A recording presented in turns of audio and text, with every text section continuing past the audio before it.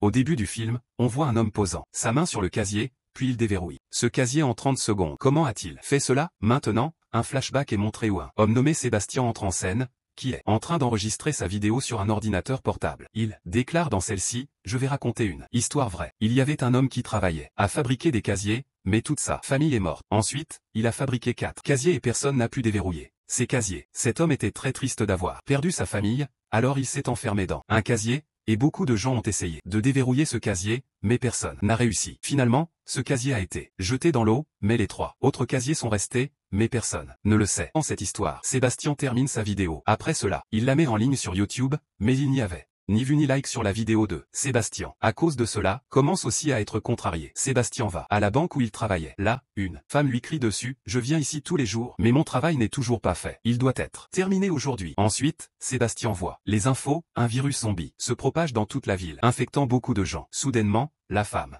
commence à lui paraître comme une zombie. Effrayé, il lui donne rapidement le chèque. Il remarque qu'une fille le regarde attentivement. Quand Sébastien est à la banque, vérifie à nouveau sa chaîne YouTube. Il y avait aussi une vue et un commentaire. Le commentaire disait, « Si tu veux montrer ton talent, viens à l'adresse donnée. » En voyant cela, Sébastien est très excité. En arrivant là-bas, il donne le mot de passe au gardien. Le gardien le fait entrer à l'intérieur. Une compétition avait lieu. Le défi était de déverrouiller un casier en premier. Celui qui y arriverait serait le gagnant. La première manche commence, et tout le monde déverrouille leur casier. Sébastien termine à la 4e place. Ensuite vient la demi-finale avec 4 participants. Seuls 2 peuvent aller en finale. Sébastien finit 2e et se qualifie. Les spectateurs faisaient aussi des paris sur les joueurs. La finale commence. Le défi, déverrouiller un casier difficile en 3 minutes. Un participant commence immédiatement. Mais Sébastien reste immobile, à la place. Il observe soigneusement son environnement. Quand il ne reste plus que 30 secondes, il pose sa main sur le casier pour le sentir. Puis, en quelques secondes, il le déverrouille. Tout le monde est choqué. Son adversaire devient furieux et essaie d'attaquer Sébastien. Les gardes l'arrête et l'emmène. Ensuite, Sébastien voit une fille nommée Gwendal. Dès qu'il la regarde, elle lui plaît. Mais Gwendal est en réalité une voleuse. C'est la même fille qui observait Sébastien à la banque. Quand Sébastien rentre chez lui, pose son trophée à côté d'un cadre photo de ses parents. Le lendemain,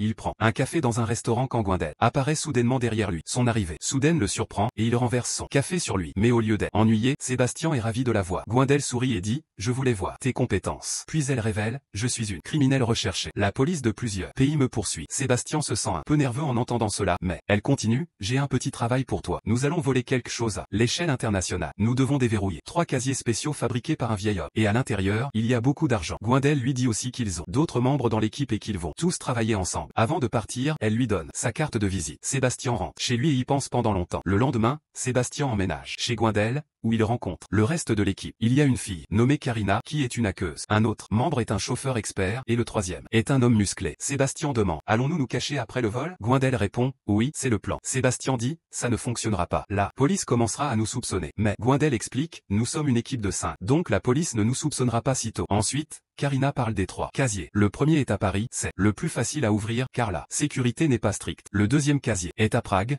il est plus difficile. Le 3e est en Suisse, c'est le plus difficile à ouvrir. Après s'être préparés, vont à Paris. Ils envoient Sébastien dans la banque en premier pour observer les lieux. Il va à la banque et fait semblant d'ouvrir un compte. Pendant ce temps, il observe toute la sécurité de la banque. Il découvre que le casier est dans une pièce séparée, il y a un garde là-bas. Il y a aussi des caméras, donc il étudie tout cela. Ensuite, il retourne voir son équipe et leur explique toute la situation. Après cela, le plan commence. Karina pirate le système de la banque et arrête les caméras de sécurité. Ensuite, le chauffeur amène Sébastien dans la voiture à l'arrière de la banque. Là, le garde sort pour vérifier la voiture. Sébastien l'assomme avec une barre métallique et prend sa carte de sécurité. Il entre dans la pièce et ouvre le casier. En même temps, Karina surveille les caméras pour éviter tout problème. Sébastien déverrouille le casier et prend l'argent à l'intérieur. Puis il s'enfuit de là avec succès. Ensuite, ils vont à Prague pour leur 2e mission. Ici, le système de sécurité est plus avancé. Encore une fois, Sébastien entre dans la banque. Et cette fois, Karina l'aide en piratant les lasers. Il y a plusieurs défis ici. Il doit passer à travers les lasers et ouvrir un casier plus complexe. Mais Sébastien utilise sa logique et réussit à le faire. Il ouvre le 2e casier et récupère l'argent. Puis il sort discrètement et il s'enfuit. Maintenant,